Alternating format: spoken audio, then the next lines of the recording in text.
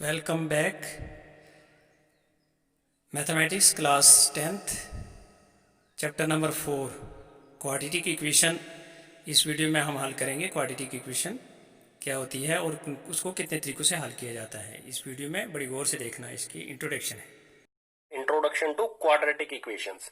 इस चैप्टर में जो भी क्वेश्चंस हैं उन क्वेश्चंस को सोल्व करने के लिए कौन से फॉर्मूले यूज करने हैं, हमें कौन सा कॉन्सेप्ट यूज करना है, उन सभी कॉन्सेप्ट और फॉर्मूलेज को ही डिस्कस करेंगे। सो स्टार्ट करते हैं नेक्स्ट पेज से। चैप्टर का नाम है क्वाड्रेटिक इक्वेशन। तो सबसे पहले दिमाग में यही क्वेश्चन आएगा कि what is a quadratic equation. Quadratic equation क्या होती है? सो बिल्कुल सिंपल सा आंसर हो जाएगा, it is an equation that contain at least one term that is squared. ऐसी कोई भी इक्वेशन जिसमें कम से कम एक टर्म का स्क्वेयर किया गया है तो उसे कहा जाएगा क्वाड्रेटिक इक्वेशन। एक एग्जाम्पल भी ले लेते हैं जिससे आपको अच्छी तरह से ये क्लियर हो, लेकिन उससे पहले समझते हैं टर्म को। टर्म क्या होती है ये चैप्टर नंबर 3 के इंट्रोडक्शन वीडियो में भी बताया गया है।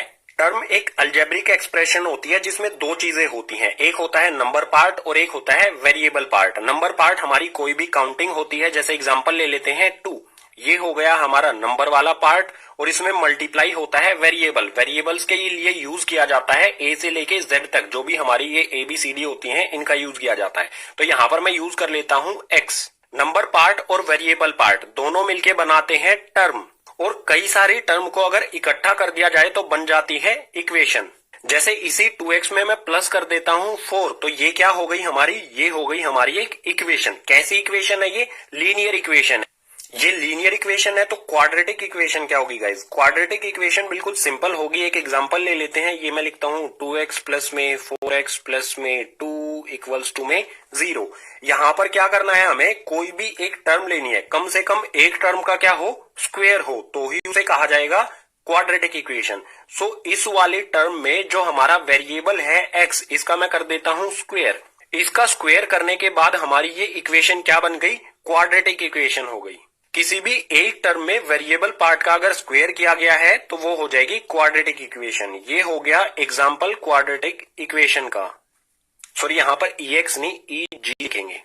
क्वाड्रेटिक इक्वेशन को समझने के बाद नेक्स्ट पॉइंट आता है इसकी स्टैंडर्ड फॉर्म क्या होगी। So it's standard form. इसकी स्टैंडर्ड फॉर्म यहां पर मैं लिख देता हूं, ये होती है AX स्क्वेयर प्लस में BX प्लस में C इक्वल्स टू में 0, जहां पर हमारा कोफिशिएंट A जो है वो 0 के इक्वल नहीं होना चाहिए। ये होती है क्वाड्रेटिक इक्वेशन की स्टैंडर्ड फॉर्म, जिसमें A 0 के इक्वल नहीं होना चाहिए। अगर A 0 हो गया तो ये x स्क्वायर से मल्टीप्लाई होगा, और x स्क्वायर से 0 मल्टीप्लाई हो गया तो ये पूरी वैल्यू क्या हो जाएगी, 0 हो जाएगी। तो ये क्वाड्रेटिक इक्वेशन नहीं रहेगी। इस वजह से कभी भी A की वैल्यू 0 नहीं होनी चाहिए। जो हमारा A, B और C ये है कोफिशिएंट यानी कि नंबर वाली वैल्यू, और यहाँ पर x स्क्वायर और x ये हैं वेरिएबल्स। जैसे हमने ये एग्जाम्पल लिया है तो इसमें A क्या होगा, A हो जाएगा हमारा यहाँ पर 2, B हो जाएगा हमारा यहाँ पर 4 और C हो जाएगा हमारा यहाँ पर 2। ये हो गई हमारी A की वैल्यू, ये हो गई हमारी B की वैल्यू, और ये ऊपर 2 हो गया हमारा C की वैल्यू। ये नंबर पार्ट होता है हमारा A, B, C, जिसे कोफिशिएंट भी कहा जाता है। स्टैंडर्ड फॉर्म को समझने के बाद नेक्स्ट पॉइंट आएगा how to solve a quadratic equation. अगर हमें कोई क्वाड्रेटिक इक्वेशन दी गई है तो उसे सोल्व कैसे करेंगे, कौन कौन से मेथड है उसको सोल्व करने के? तो टोटल 4 मेथड हैं। इसमें फर्स्ट है फैक्टराइज, सेकंड है completing the square method, third है यूजिंग क्वाड्रेटिक फॉर्मूला, और फोर्थ है ग्राफिंग। इन 4 मेथड से किसी भी क्वाड्रेटिक इक्वेशन को सोल्व किया जा सकता है, लेकिन यहाँ पर हम सिर्फ 3 मेथड्स की बात करेंगे। स्टार्टिंग वाले सिर्फ 3 मेथड्स को समझेंगे, क्योंकि फोर्थ वाला जो ग्राफिंग मेथड है ये हमारे सिलेबस में नहीं है, सो इसको नहीं करेंगे। यहाँ पर एक चीज और समझ लेते हैं, solve a quadratic equation. Quadratic equation को सोल्व करना, इसका मतलब क्या होगा? अगर हमें बोला जाए कि इस क्वाड्रेटिक इक्वेशन को सोल्व करो, एक इक्वेशन ले लेते हैं, यही ले लेते हैं ऊपर वाली 2x स्क्वायर प्लस में 4x प्लस में 2 इक्वल्स टू में 0। अगर हमें बोला जाए कि आपको इस क्वाड्रेटिक इक्वेशन को सोल्व करना है तो हम क्या करेंगे? क्वाड्रेटिक इक्वेशन को सोल्व करने का मतलब होता है जो भी वेरिएबल इसमें दिया गया है, इसमें वेरिएबल क्या है, x, यहाँ पर भी है x है, x की वैल्यू फाइंड करना। अब इसमें x की कितनी वैल्यू आएंगी गाइस? जितनी भी हाईएस्ट पावर होगी वेरिएबल की, यहाँ पर वेरिएबल की पावर है 1, कुछ भी नहीं दे रखा तो 1 है। यहाँ पर है वेरिएबल x की पावर 2, हाईएस्ट किसमें है, इसमें 1 है, इसमें 2 है, तो वेरिएबल की हाईएस्ट पावर हुई यहाँ पर। अगर वेरिएबल की पावर 2 है तो इसके दो ही सॉल्यूशन आएंगे, हमारे पास x की दो वैल्यू आएंगी और दोनों हमारी करेक्ट होंगी। कंफ्यूज नहीं होना है कि दो अलग अलग वैल्यू आई हैं या दोनों सेम वैल्यू आई हैं, तो इसमें से कौन सा आंसर होगा।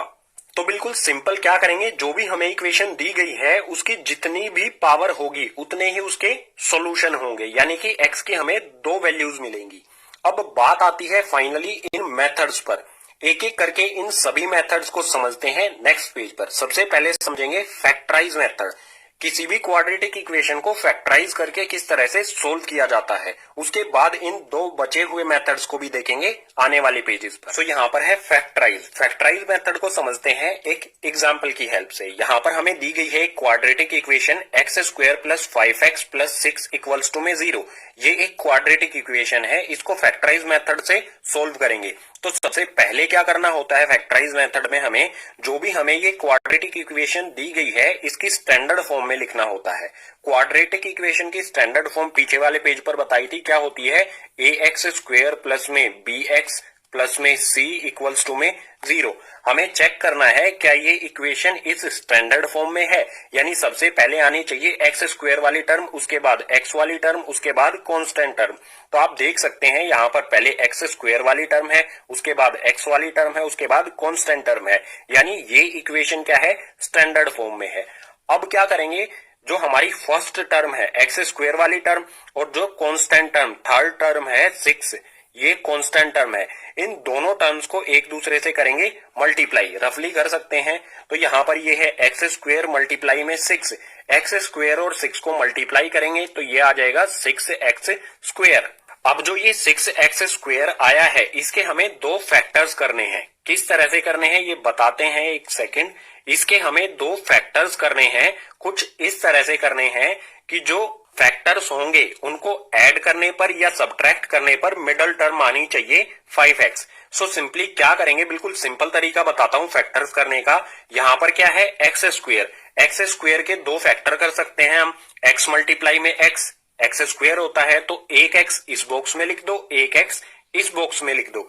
ये जो भी हम इस साइड में कर रहे हैं ये रफली कर रहे हैं। x² के तो फैक्टर्स हमने कर दिए, बचा यहाँ पर 6 के हम फैक्टर्स करेंगे। 6 के फैक्टर्स कैसे होंगे, इस तरह से आप करके देख सकते हैं। 6 के फैक्टर्स होंगे 2 3 6, 3 से करेंगे 1, तो यहाँ पर दो फैक्टर्स आए 2 और 3। आप यहाँ पर सिंपली देख सकते हो 2 और 3 को ऐड करने पर क्या आ रहा है, 5 आ रहा है। तो एक बॉक्स में यहाँ पर लिख देंगे 2, एक बॉक्स में लिख देंगे 3।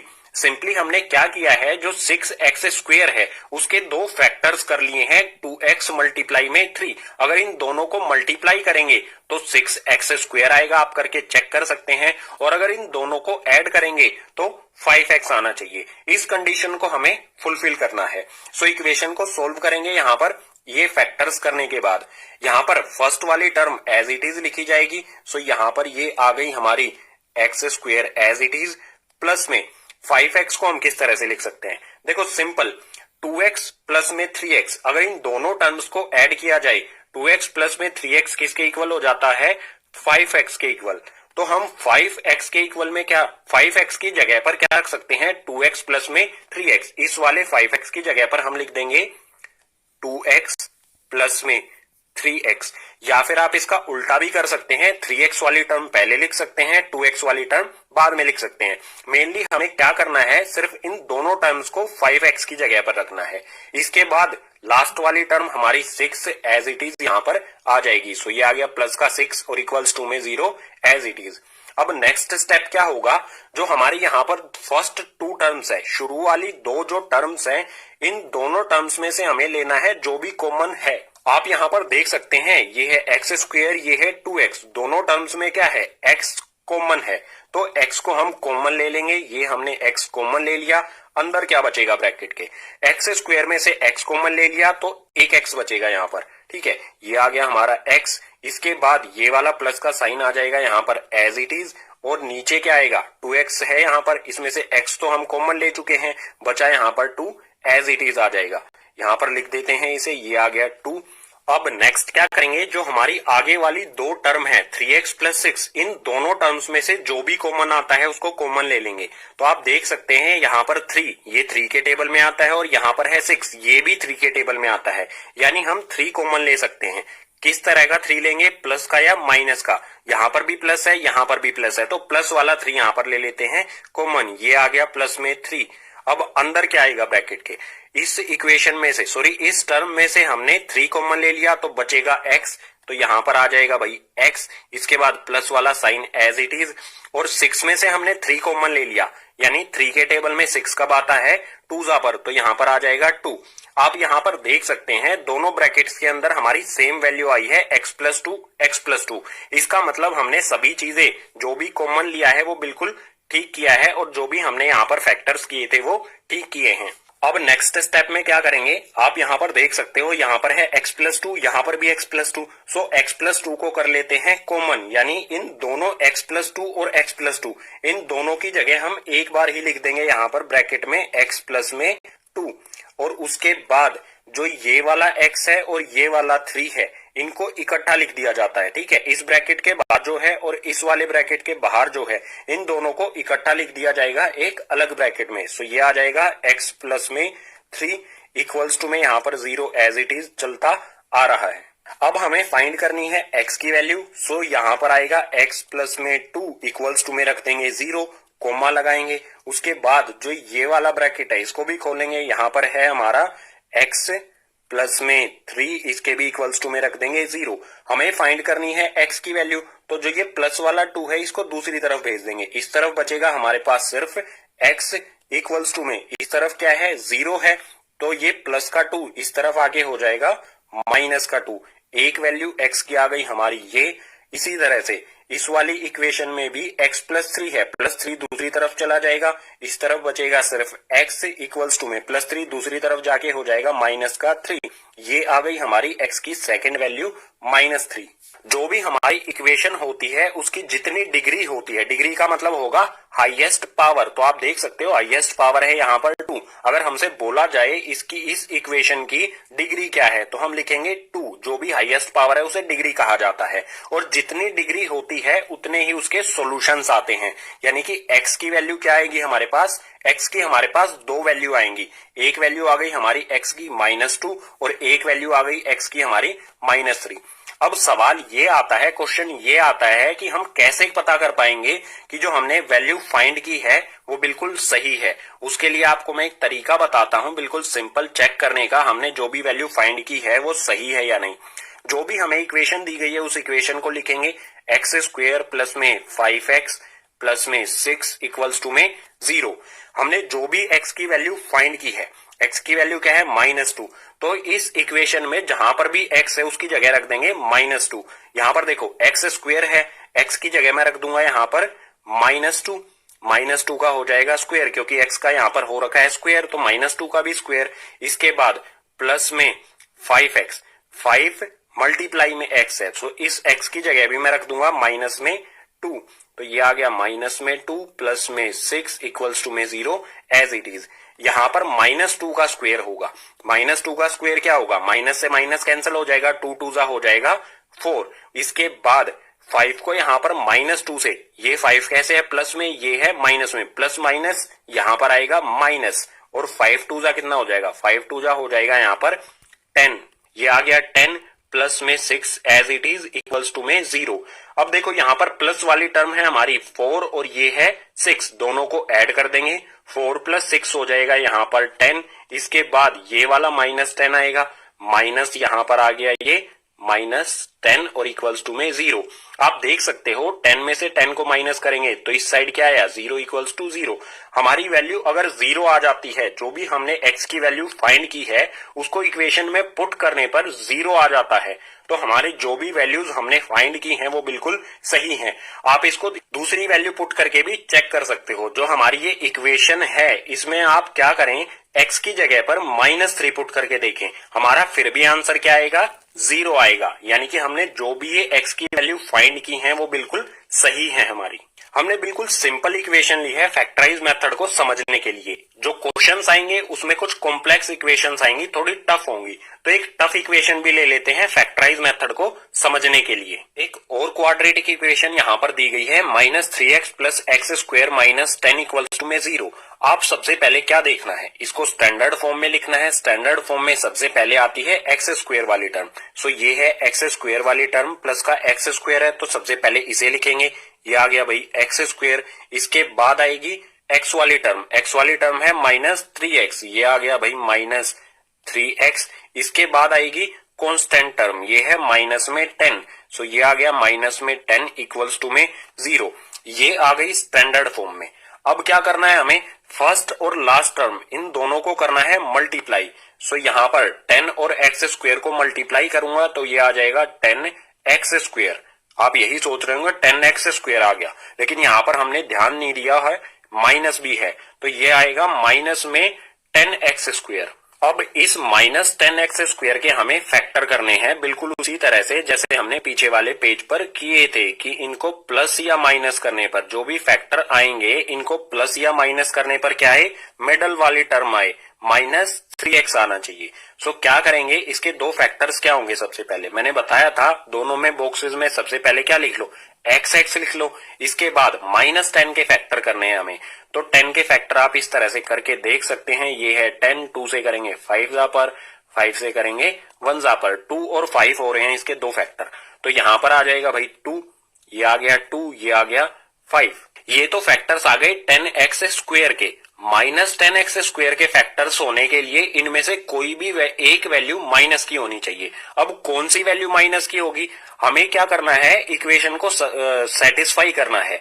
जो भी ये हमें दी गई हैं, जो भी हमारी ये वैल्यूज आई हैं, इनको प्लस या फिर माइनस करने पर क्या आना चाहिए, -3x आना चाहिए। तो मैं क्या करूंगा, जो हमारा 2x है, अगर 2x में से मैं माइनस करूं 5x को, छोटी वैल्यू में से बड़ी वैल्यू को माइनस किया जा रहा है, तो हमारी वैल्यू क्या आएगी, इक्वल्स टू में आएगा माइनस में 3x। अब इतना तो हमें दिमाग चलाना ही होगा ना, इस इक्वेशन को सेटिस्फाई करना है हमें किसी भी तरह से। सो हमारी अब सोल्व करते हैं। हमारी ये x वाली टर्म, एक्स स्क्वायर वाली टर्म एज इट इज आएगी, माइनस में 3x, इसकी जगह पर मैं क्या लिखूंगा, 2x माइनस में 5x, तो ये आ गया भाई प्लस में 2x माइनस में 5x। इसके बाद कांस्टेंट टर्म हमारी -10 एज इट इज, ये आ गया -10 इक्वल्स टू में 0 एज इट इज। फिर से हमारी शुरू वाली दो टर्म लेंगे, इनमें जो भी कॉमन आता है वो कॉमन लेंगे। आप देख सकते हैं यहाँ पर भी x है, यहाँ पर भी x है, सो x कॉमन ले लेते हैं। बचेगा क्या, एक्स स्क्वायर में से x कॉमन ले लिया तो एक x बचा, यहाँ पर आ जाएगा x प्लस का साइन एज इट इज। अब यहाँ पर है 2x, x हम कॉमन ले चुके हैं, बचा यहाँ पर 2, तो ये आ गया यहाँ पर 2। इसके बाद क्या कॉमन लेंगे गाइस, देखो माइनस यहाँ पर भी है, माइनस यहाँ पर भी है, तो सबसे पहले माइनस साइन हमने ले लिया कॉमन। अब 5 के टेबल में 5 तो आता ही है, 10 भी आता है, यानी हम 5 कॉमन ले सकते हैं, तो ये आ गया 5 कॉमन। अब बचेगा क्या, इसमें यहाँ पर इस टर्म में से 5 कॉमन ले लिया तो बचा यहाँ पर x, यहाँ पर ये आ गया x। अब 5 के टेबल में 10 कब आता है, ये आता है 2 जा पर, तो ये आ गया प्लस का 2। ये प्लस साइन कहां से आया, क्योंकि गाइस ये माइनस और ये माइनस, दोनों माइनस हमने ले लिए यहाँ पर, इन दोनों की जगह पर हमने कॉमन ले लिया, -5 कॉमन ले लिया। आप इसको इस तरह से कर सकते हैं, -5 को अगर हम 2 से मल्टीप्लाई करेंगे तो ये वापस से हो जाएगा माइनस में 10, इसको करके देख सकते हैं। अब फिर से क्या करेंगे, जो हमारी ये वैल्यूज आई हैं x+2, ये x+2, इनको ले लेंगे कॉमन, यानी एक बार लिख देंगे, तो ये आ गया x+ में 2, और जो ये है x-5, इसको लिख देंगे इकट्ठा एक अलग ब्रैकेट में, सो ये आ गया हमारा x-5। इस साइड में ये 0 यहाँ पर एज इट इज आएगा, सो यहाँ पर लगा देता हूं इक्वल्स टू में 0, इक्वल्स टू में 0। अब हमें x की वैल्यू फाइंड करनी है, तो यहाँ पर लिखेंगे x+ में 2 इक्वल्स टू में 0, कोमा लगाएंगे। इसके बाद यहाँ पर है x-5, इसके इक्वल में भी 0 रख देंगे, तो ये आ गया x-5 इक्वल्स टू में 0। x की वैल्यू फाइंड करनी है तो प्लस का 2 दूसरी तरफ जाएगा, तो इस तरफ बचेगा x इक्वल्स टू में 0 है, 0 की कोई वैल्यू नहीं होती है, तो इस तरफ से +2 जाएगा, उस तरफ आके हो जाएगा माइनस का 2, तो एक x की वैल्यू हमें मिल गई -2। अब सेकंड वैल्यू फाइंड करेंगे, -5 को इस तरफ भेजेंगे, हो जाएगा प्लस का 5, इस तरफ बचेगा सिर्फ x इक्वल्स टू में आ जाएगा प्लस का 5। एक x की वैल्यू आ गई हमारी 5। अब आप इसको चेक भी कर सकते हैं इक्वेशन में x की जगह पर पुट करके। अगर हमारा आंसर 0 आ गया, अब की बार x की जगह पर 5 पुट करके देख लेते हैं इस इक्वेशन में। अगर 0 आ गया तो हमारे जो आंसर्स हैं वो बिल्कुल सही हैं। तो यहां पर मैं लिखता हूं माइनस में 3x प्लस में x स्क्वायर माइनस में 10। x की जगह पर मुझे पुट करना है 5। सो ये है -3 एज इट इज आएगा, x की जगह पर आ गया 5 ब्रैकेट क्लोज प्लस में x स्क्वायर, ये है x स्क्वायर, x की जगह पर रखूंगा 5। x का अगर स्क्वायर हो रखा है तो 5 का भी हो जाएगा यहाँ पर स्क्वायर माइनस में 10 इक्वल्स टू में हमें 0 रखना है, ठीक है, इक्वल्स टू में 0। -3 से 5 को मल्टीप्लाई करेंगे तो ये आ जाएगा माइनस में 15 प्लस में 5 का स्क्वायर क्या होगा, 5 का स्क्वायर हो जाएगा 25। इसके बाद -10 आ जाएगा एज इट इज और इक्वल्स टू में 0। आप सिंपली देख सकते हो माइनस वाली टर्म है -15 और -10 दोनों ऐड हो जाएंगी लेकिन साइन रहेगा माइनस का ही। सो -15 और -10 हो जाएगा माइनस में 25। इसके बाद ये वाला प्लस का 25 यहां पर आ जाएगा एज इट इज। ये आ गया प्लस का 25 इक्वल्स टू में 0। यहां पर क्या है, प्लस का 25 माइनस का 25। इस 25 में से इस 25 को माइनस कर देंगे तो आ जाएगा 0। ये आ गया हमारा 0, यानी हमने जो भी x की वैल्यू फाइंड की है वो बिल्कुल सही है। तो बिल्कुल सिंपल है, हमें बस बेसिक पॉइंट्स का